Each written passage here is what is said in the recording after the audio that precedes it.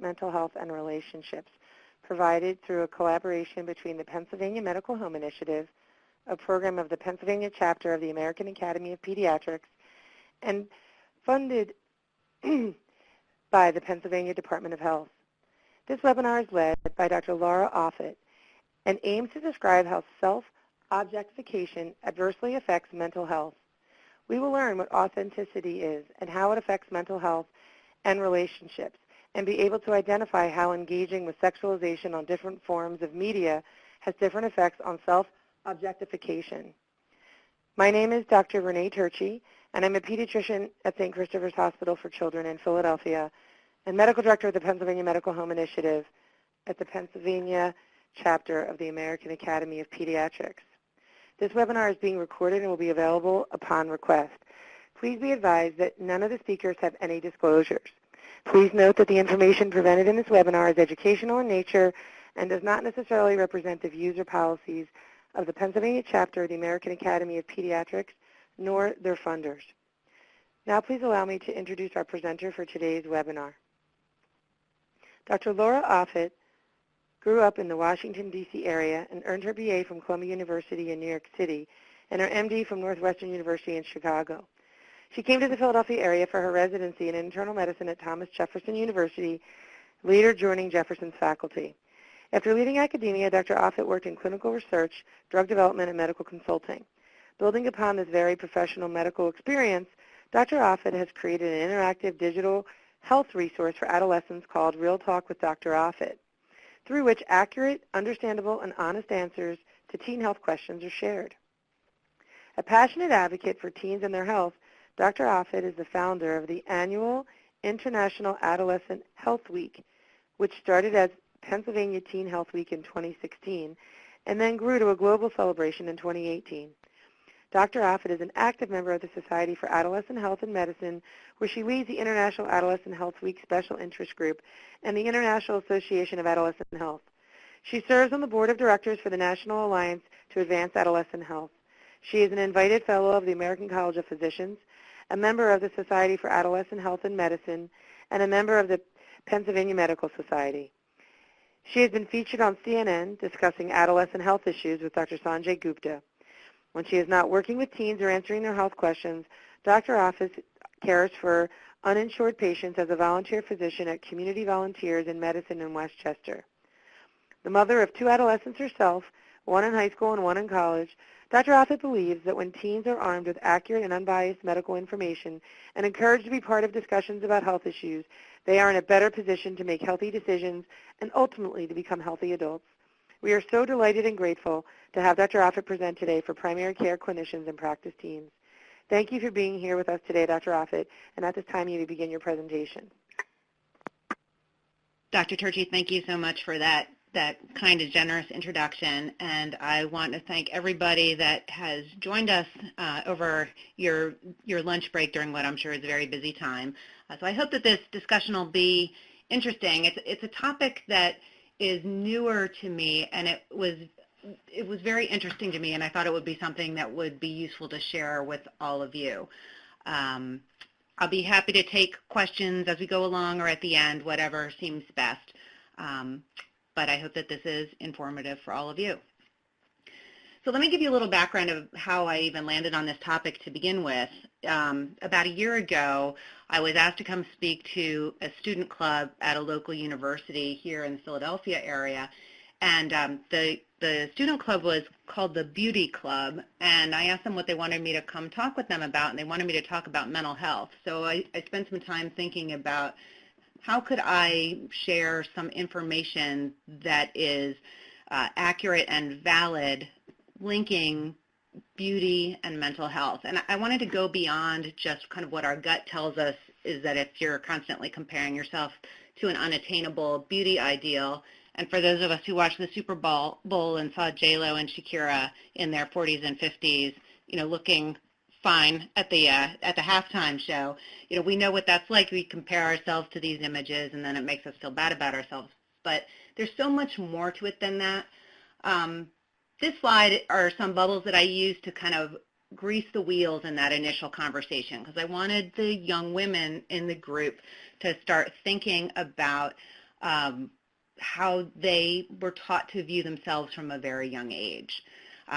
The original talk was focused just for women, but obviously this issue affects young men as well, and unfortunately, instead of progress going in a direction where all genders are feeling happier about themselves and more comfortable in their skin, I think some of what we have experienced as women has been handed off to our young men.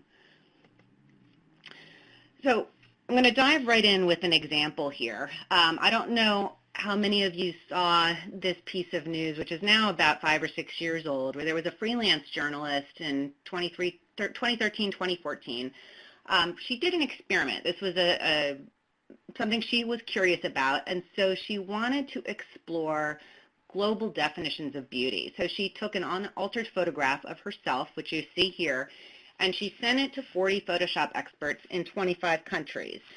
And what she charged them with is to show what the images would look like in their own culture to represent what these Photoshop experts deemed to be beauty or an ideal image of attractiveness in their culture. It was unexpected, but this went viral, and it was picked up by a lot of online news outlets. And the results are pretty interesting. You know, some of the Photoshop experts created multiple images, but here's a good snapshot of about 25 different images, and you can look and see that across the different countries and different cultures, hairstyles are different, certain facial features are emphasized, different amount of makeup or style of makeup. There's a little bit of variation in skin color, but there's a somewhat diverse representation of an idealized beauty across cultures. And as I mentioned, a number of Photoshop editors provided more than one image of an idealized beauty, and you can see here that India had 3 with different skin tones, different makeup styles. Bangladesh, Philippines, and even the USA shows different representations of beauty. Now, perceptions of perfection across borders doesn't apply only just to facial imagery, obviously. And so this is a similar sort of experiment that was done. I have the reference here. It says online drugstore, and I want to make clear I'm not promoting this website. I am not promoting their products that they're selling. But I think this experiment they did was very interesting, and I'm certain what motivated it is they wanted to understand how to advertise to their base. But in doing that, they did a similar thing where they took this image, which you can see here. They sent it to designers in 18 countries and asked them to retouch the image using digital software to fit with their culture's perception of beauty and what an ideal feminine form looks like. So once again, you can see across countries there's a lot of variation. There's some variation in terms of skin tone. There's definite variation in terms of which body parts are highlighted as needing to be curvier or more angular. There's different ideals in terms of body weight and body shape. So you do see some variation in beauty ideals by culture. We can call it a large variation in beauty ideal that these artists had shared. But you do notice, if you look back here, that there's really a narrow range of skin color in these ideals. Even though countries with a lot of people of color as residents and citizens are listed here, we're not seeing that variation in terms of skin color. So that's already one narrow view. We are seeing different weights, body shape, and hair all being different, but you can see that in many countries, certain ideal body shapes are totally distorted with overemphasis of the hips or the buttocks or the breasts. Of note, too, in a couple countries, the BMI representation is very close to the BMI definition of anorexia. This probably surprises nobody because, we do see all the time in advertising and fashion that the models that are presented to us and to our young people are not of a healthy body weight. And I touched on this at the beginning, is that unfortunately this phenomenon is not only limited to women. This same company went and repeated this experiment again, now with young men. So they took this image here of one of their staff members, sent it out to 19 different designers in 19 different countries, and they were asked to Photoshop this man, again in the image of what was deemed attractive in their own culture. And here you can see the examples. The U.S. is, in the middle row there, but you can see there's a pretty good variation in terms of body style, physique, muscularity, apparent body mass, and other features. So one thing that is pretty remarkable here is that the physique and the skin color and hair are different in nearly every submission, so there is some variation across the different cultures. In some countries, his shape really wasn't changed at all. In particular, that was seen in Australia. In others, he was slimmed down quite a bit in the UK and in the US. Here, he was reflected as fairly chiseled, and I'll click back so you can kind of see that a little bit. And there is some variation in terms of skin tones and facial features, and some hair structure and hair styling and bone structure, as well as skin tone. So I think that these three sets of experiments are really interesting in terms of what they yield. And on the surface, it seems like, all right, well, there are so many different definitions of beauty or attractiveness or what is appealing in different cultures, then really the message that everyone should be taking out of this is it's okay to be yourself, right? We all know that this is easier said than done, because we're still left with this phenomenon of trying to achieve unrealistic beauty standards regardless of where we live, or how old we are, or how much money we have, or what gender we identify with, or our race, or a whole host of things. Going back to the original Make Me Beautiful project that Esther Honig did, she had a great quote at the end of her project where she concluded that, quote, Photoshop symbolizes standards of unattainable beauty, but when we take those standards and we look at them on a global scale, the concept of the unobtainable becomes all the more elusive because it's different everywhere you go. Part of this problem is because people are just viewed as objects. Now, the impact is more than just striving for the unattainable. Being viewed and portrayed and learning to view yourself as an object has impact that we're going to talk about here today. It definitely affects men as well as women, but women in general are exposed to a higher volume and a higher frequency of images of themselves as merely an object. With some of the images on this slide, I think that many of us can identify with this. This phenomenon of walking down the street and being subject to what is called objectifying gaze. And oftentimes it's associated with commentary on physical appearance or sexual appeal. So this gets us to what's called objectification theory. This is a really interesting theory that started being discussed in feminist literature decades ago, but it was initially described to put some psychological definition around this phenomenon and to study its impact on women's psychology. And Fredrickson and Roberts put together a study and a paper proposing what they are calling the objectification theory.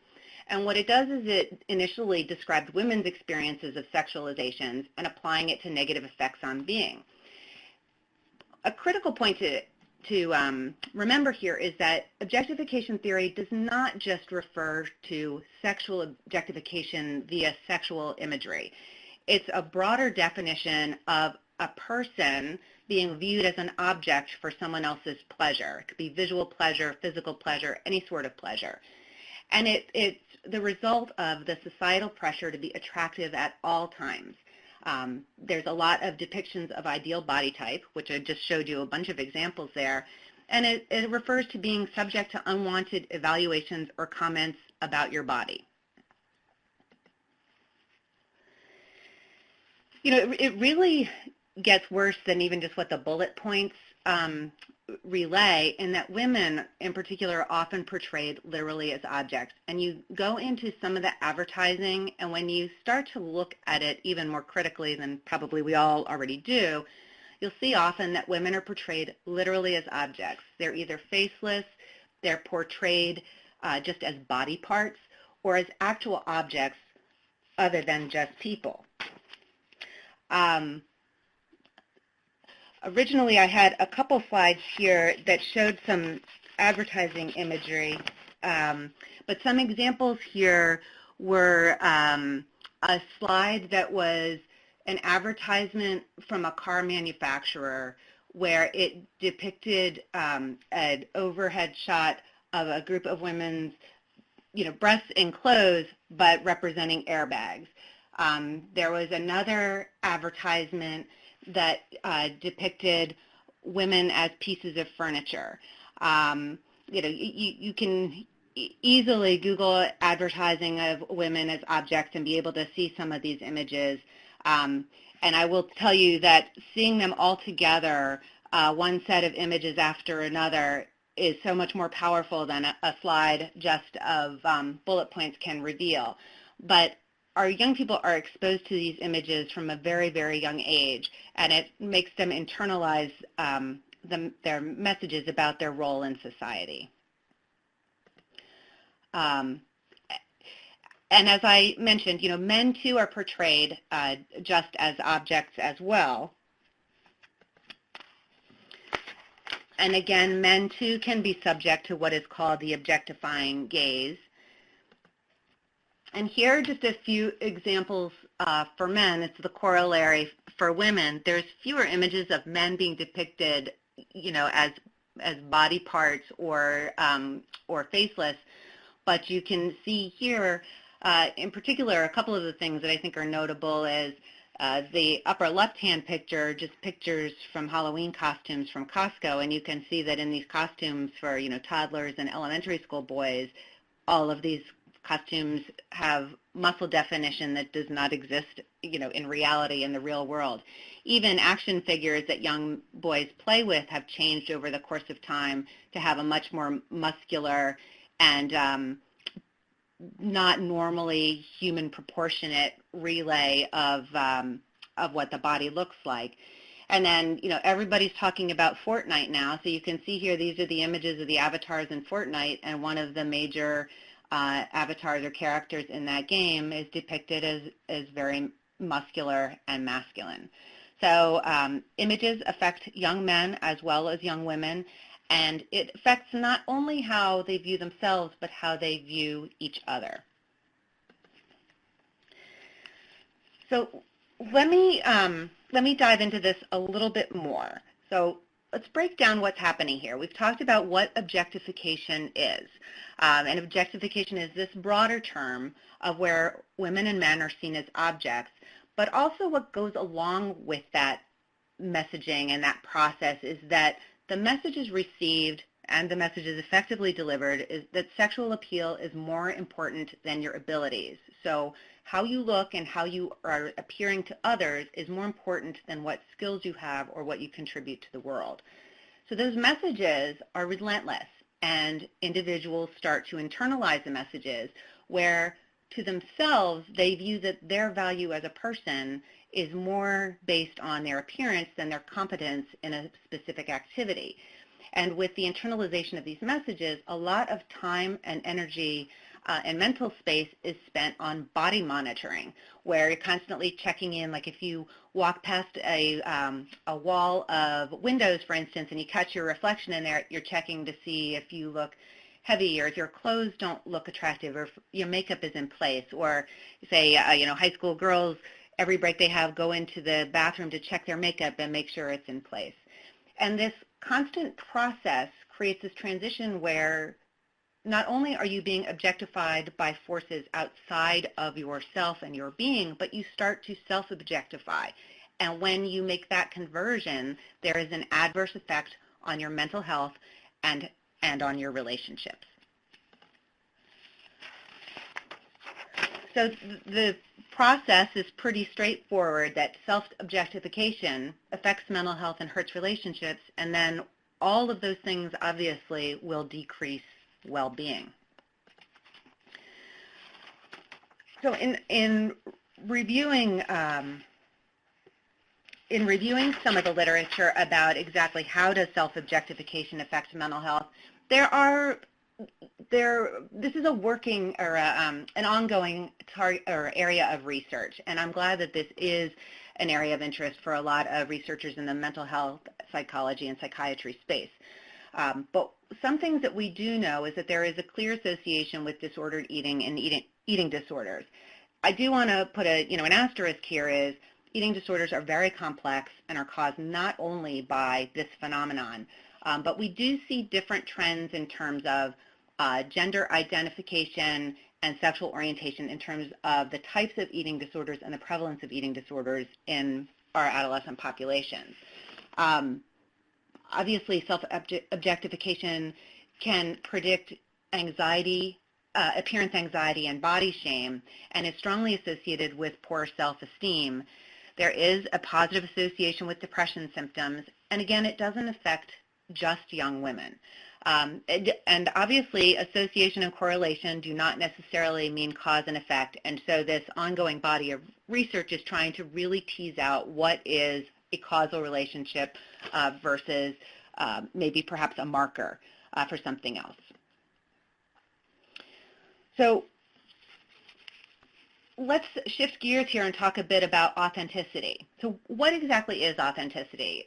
A simple way to think about authenticity is it's defined as when your actions are in line with your values, motivations, and beliefs. So it's being yourself and not being phony, but it also means that you're taking actions in your life that are in line with what you want out of life. And there's three major components. One is this awareness of how you are feeling. Are you aware of exactly what your thoughts are, what your emotions are, what sensations your different senses are? Hello?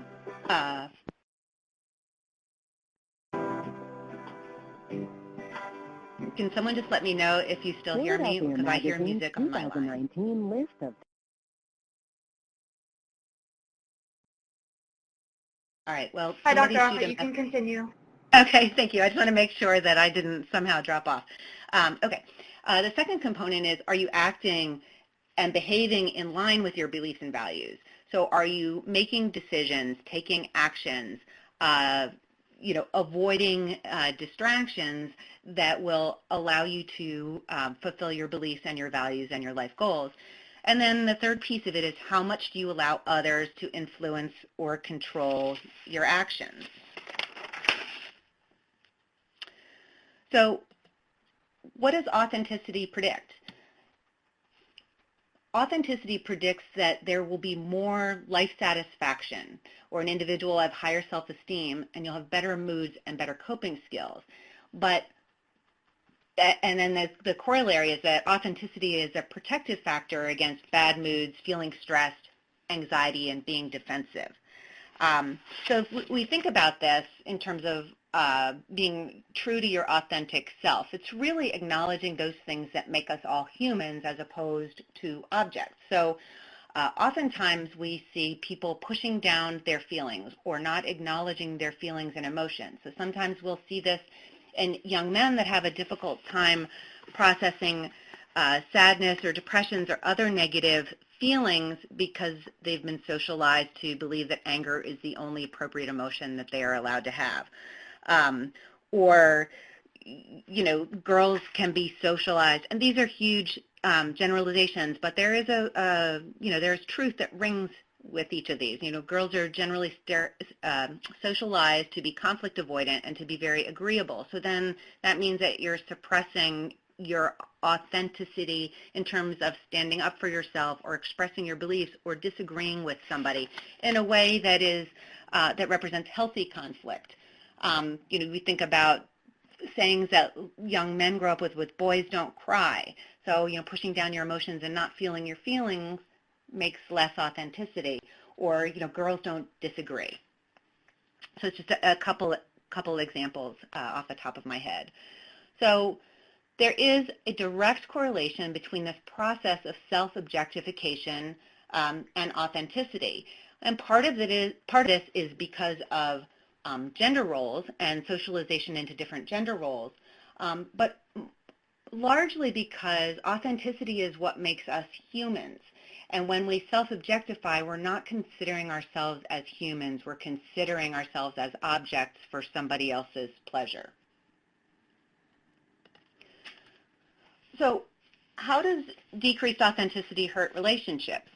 You know, a lot of this is common sense, so it's nice to see some data behind this. But, you know, there's a couple ways that this happens, and one is that individuals will worry more about how others see you rather than in making a personal connection. So a great example for this is, you know, young people spend so much time, and adults are no different really, but in terms of putting a brand or an image of themselves on social media to impact how others on the outside of their phone are viewing them, but not to make the connection. So they may have a social event where they spend more time taking pictures of themselves and putting it online, and they're concerned about what the reaction to the picture will be, rather than putting down the phones and having real interpersonal connection.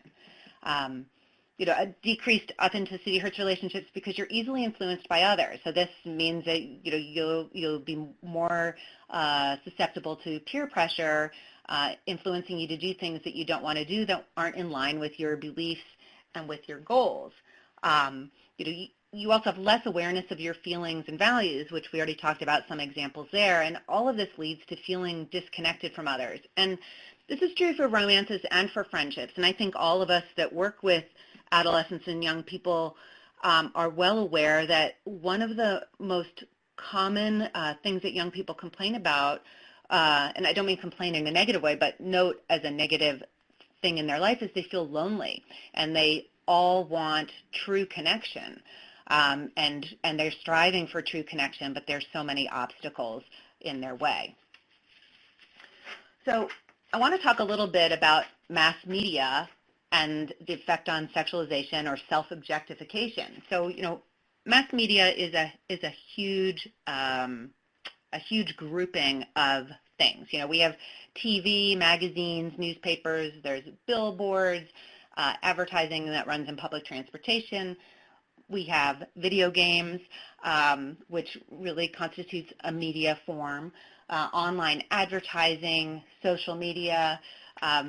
You know, so there's a lot more forms of media in which young people are exposed to these images and ideas that increase the risk of them self-objectifying.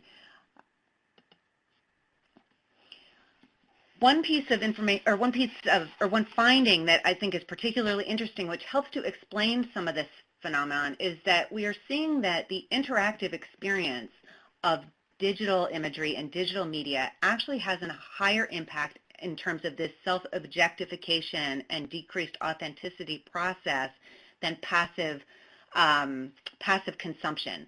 So flipping through a magazine or seeing an ad go by on the TV just doesn't have the same impact in terms of rewiring the brain and having a behavioral change and having a thought process change than interacting with these images and messages online.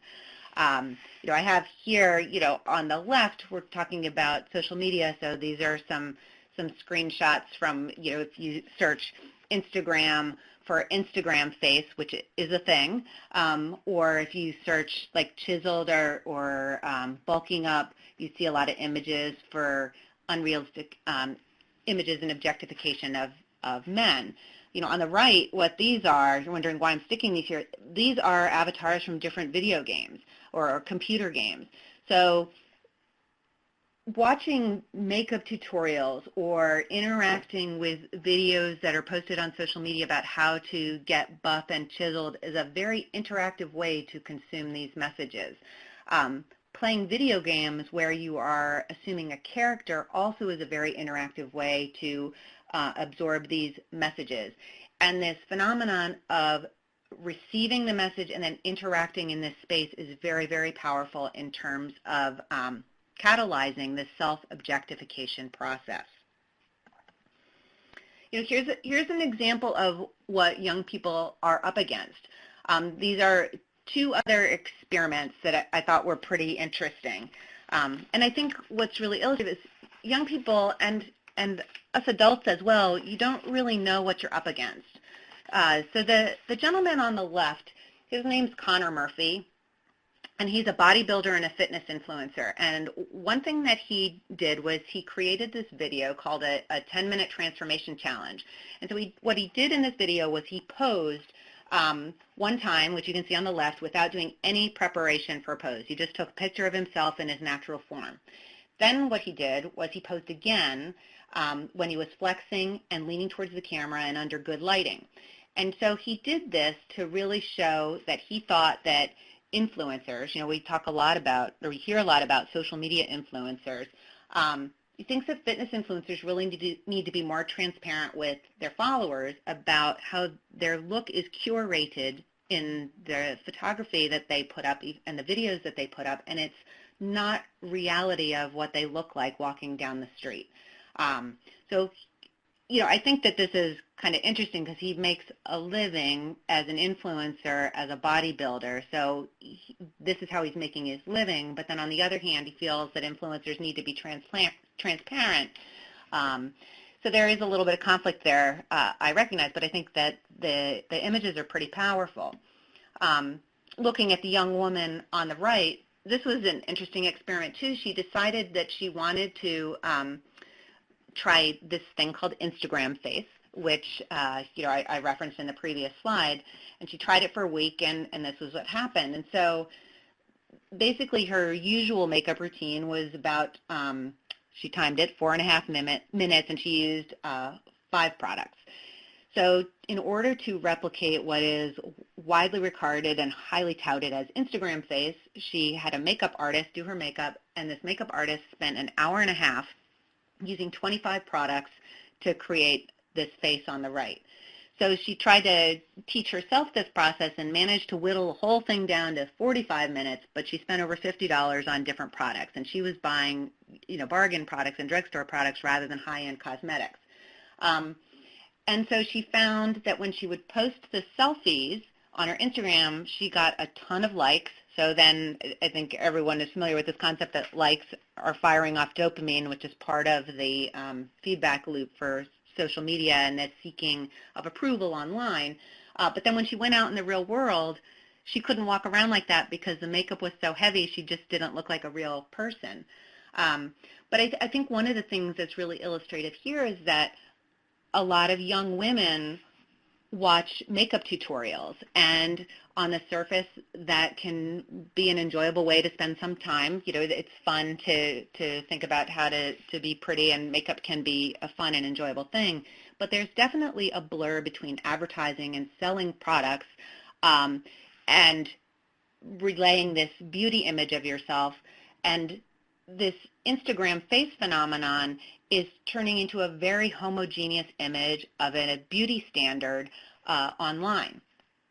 And just, as an aside, I think we hear a lot about beauty bloggers. I mean, some of these beauty bloggers make a ton of money, and their goal is to sell products, but they can make $500 million a year or $900 million over the course of 3 years. And it's really interactive advertising. And if we sit here and we think about another phenomenon that took off like wildfire because of interactive advertising, Jules is the first thing that came to mind.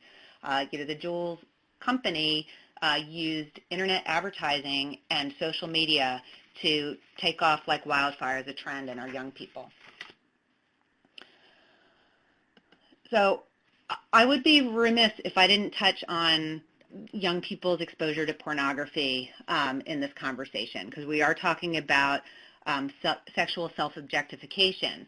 And this is a picture from the New York Times Sunday magazine. It's about 1.5 years ago, and there was a really in-depth reporting. I encourage people to look this up and read it if you haven't already, because there was a really wonderful reporting talking with a lot of young people about what their experiences with pornography online were. And just to be clear that not talking about pornography with our young people is not keeping them away from pornography, because the majority of adolescents have been exposed to pornography online. And, if I give this talk in person, I don't ask for a show of hands, but I do often ask young people, how many people have, even if by accident, come across porn online. And, with the back of the envelope sort of survey, it's nearly 100%. Both male and female adolescents consume porn. Often this is at home on a home computer or at school. The ubiquitous small computer that everyone is carrying, the cell phone, is one of the most common places that online porn is accessed. Why are young people using porn? I mean, some of the answers are obvious and others may be less so. One of the most common reasons that young people go to pornography is to answer questions about sex and for, what is normal sex. You can already imagine what a huge problem that is if young people are going to pornography to answer questions about what is normal sex. Obviously it's used for entertainment and for sexual stimulation, but a large number of teens also report that they use pornography to alleviate boredom. These figures here in terms of the average age of first viewing, I have a big asterisk because the data is varying and it's constantly changing.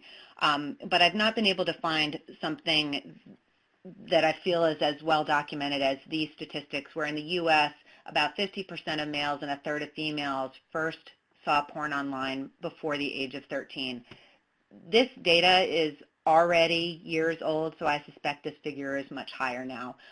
In terms of English teens in Britain, about a third were found to have seen pornography online at 10 years old or younger. And not surprisingly, just like all media, pornography affects perceptions of beauty, normalcy, and sexiness. And so as a result, we see young people engaging in an increased variety of sexual behaviors, many of which need different and additional conversation around what safe sex is to prevent disease. We're seeing increased plastic surgery or requests for plastic surgery, not just breast augmentation, but also labiaplasty and penile surgery. Hair removal. There's an increased phenomenon of hair removal because young women and young men are feeling like what they're seeing online in pornography is what they're supposed to look like. And unfortunately, a lot of pornography depicts women in a degrading fashion and men in an aggressive fashion. So in these ways, porn is another contributor to sexual objectification, which I'm sure is not, shocking to anybody here. So going back to specific phenomena around authenticity and self-objectification and attractiveness, anxiety, porn and other online sexual material is associated with more body surveillance for both males and females. It's associated with lower self-esteem. And both for young men and for young women, we're seeing less satisfaction with personal sexual experiences and intimate relationships. In terms of a cause and effect in terms of pornography and depression, there's some mixed data there. In one study, higher porn consumption was associated with higher baseline depression rates in females, but lower depression rates in females. But whether that's cause effect or a marker for something else is unknown.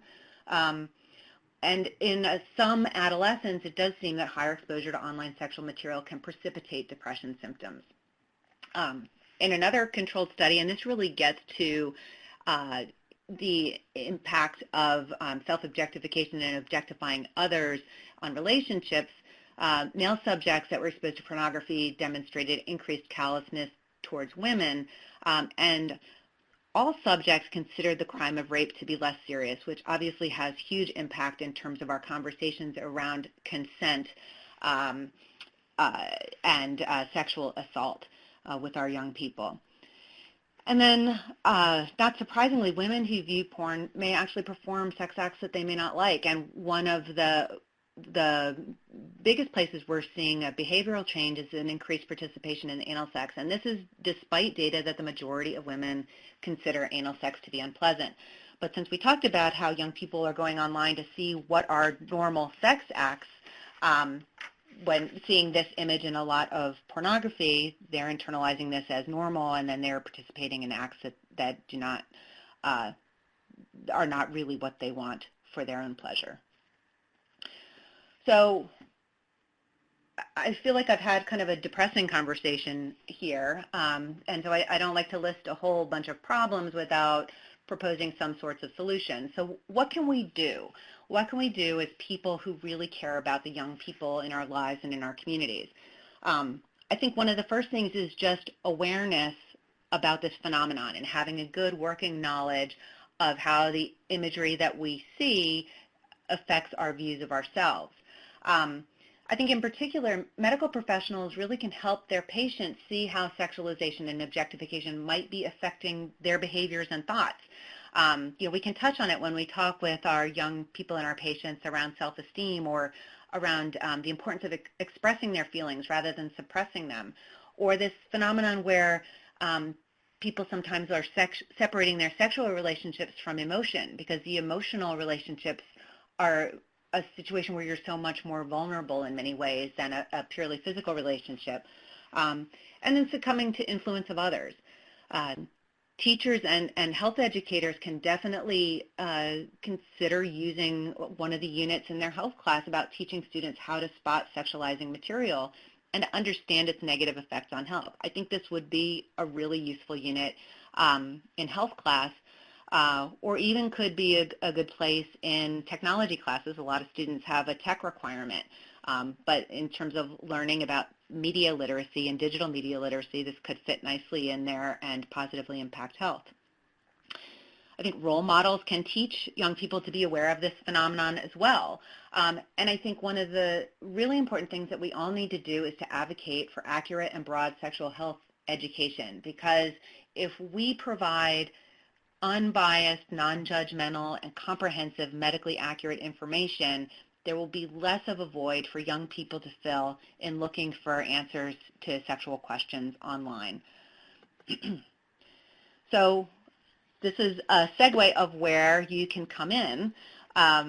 So as Dr. Turchi described, one of my passion projects is International Adolescent Health Week, which is going to be celebrated from March 15th to March 21st. So I was going to challenge all of you to think about, is there a way you can address this topic during the course of that week?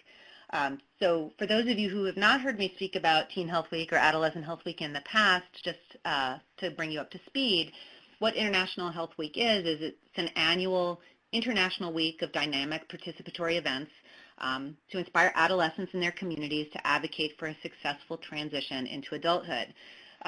So that's our tagline from our special interest group, but basically what it means is we want to have fun and interactive events geared towards young people to celebrate their health and to make them realize how much we really care about their health now and to set them up to become healthy adults. The theme for 2020 is transforming risk into wellness, which is a very broad theme which allows all of us to really highlight needs that we see in our adolescent community or projects that we already have underway. There's 3 sub-themes. One is resilience and mental health. The second is healthy lifestyle, which encompasses healthy sexual decisions, substance use and abuse, physical fitness and nutrition. And then holistic well-being really captures the concept of healthy communities as a whole. So, climate control, environmental health, we can talk about things like lead poisoning, the impact of pollution on youth asthma, those sorts of things. As in years before, the official color is lime green. This represents health, happiness, and what I love most is, to me, it represents the high energy and passion of adolescence, which are qualities that I just am inspired by on a daily basis by our young people. I was going to walk through some of the resources that are available for you. I know that you have gotten them via email, so I can tell you what is in them because I know sometimes it's hard to open an attachment and find the time to go through there. But the first resource is the website. It's internationaladolescenthealthweek.org. On this website, all the materials can be found, but I would be happy to send you what you need individually if you cannot locate them on the website. But we have 4 toolkits that are available.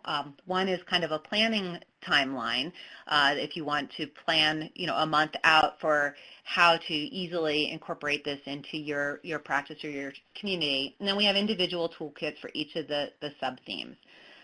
This year, our logos have been designed by young people. We held a logo contest late in the fall to identify a logo from 3 different age groups and adolescents. And our main logo has been designed by a 14-year-old adolescent in Morocco. And some of my colleagues in the special interest group at SAM have converted the logos into Spanish and Arabic in addition to in English. And then we have dedicated social media to make it really easy to follow along and to share information. And you can see the hashtags here. Links to the social media are also on the website. So if it's easier to just go on the website and click on the link, you can follow that way. So this is what the website looks like. As of today, we're 39 days away. On the bottom left, you can see the menu for the website. So you can click on those icons to get to what you need. One of the pages that probably is the most useful is the resources page, which you can see a screenshot here. You can download the toolkits directly here, or you can download the logos. Since I created this slide, this page has been updated with the logos in the new languages.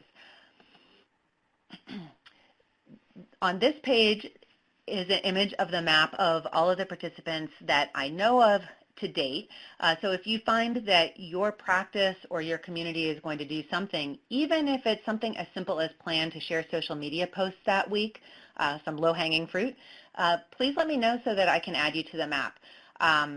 One thing that I have found is really powerful is when I show a teenager or an adolescent this image of this map, and they're in one community and they see that all of these other communities around the world think that adolescent health is important, it's a really inspirational and powerful moment for them to see that. So I really want to encourage as many organizations and individuals to get added to this map here.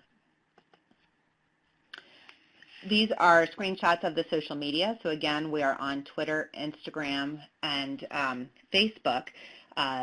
I do want to do a shout out to a med student who is actually doing completing her MPH capstone project with International Adolescent Health Week, and she's very interested in how to effectively share health information with adolescents online via social media. So she's running our social media pages, and it's a huge help, and I'm very grateful to her, and I think she's doing a great job.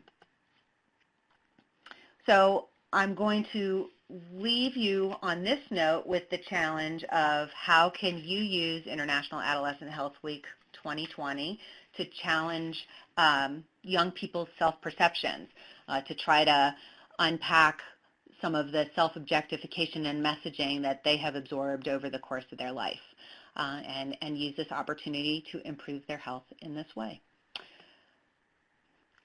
At the end of the presentation, I have a list of references, some of which are literature and other are online links. And this is my bio, and this last slide is how you can reach me. And so with that, I'm going to stop. It looks like we have about 10 minutes left for any questions or any ways that I can support you or clarify some of the points that I've made. Thank you for your attention. I appreciate you sharing your lunch with me. Thank you so much, Dr. Offit. At this time, we are going to open up to questions. You can type your question in the Q&A box, or if you're on the phone, you can dial #6 to unmute your line.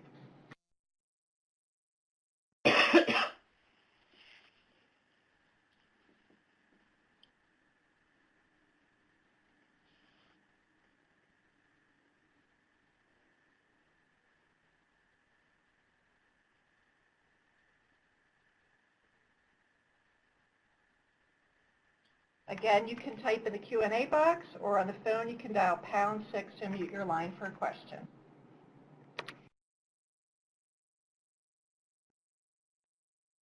While people are thinking of questions, I can give some examples of things that have been done in the Philadelphia area just to give you an idea. One thing that we've had a lot of success working in Philadelphia with is to have some of the skyline lit up lime green. I would say, in addition to the global map and watching this call to action grow, this is a very powerful image for our adolescents in Philadelphia. So this year, I believe we are going to have Boathouse Row will be illuminated at the end of the week.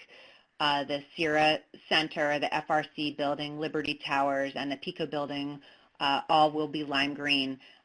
We're waiting to hear back on the Ben Franklin Bridge, but if you are in the Philadelphia area and you go downtown Thursday, Friday, and Saturday evenings of Adolescent Health Week, you will be able to see a large part of the skyline illuminated lime green. If you know businesses or bridges or other features in your community that sometimes do event lighting, I was surprised to learn when we started making these requests that often this lighting is free. So this is kind of a fun thing to highlight the week and draw some public attention to the observance. I know that schools will either feature nutrition information in their cafeterias or hand out healthy snacks. We've had college students come into high schools and have high school students decorate T-shirts with healthy messages. And if you go to the website, on the bottom of each page, there's a scrolling slideshow that can give you a lot of visual examples of things that you can do. So nothing is too small, nothing is too big either, but I encourage everyone to participate if you can. That's really great. Just want to remind folks that in the handout section of the webinar, you'll see you can download different attachments that Dr. Offit had mentioned earlier. I will also send them out in email form, but they are downloadable there in handouts.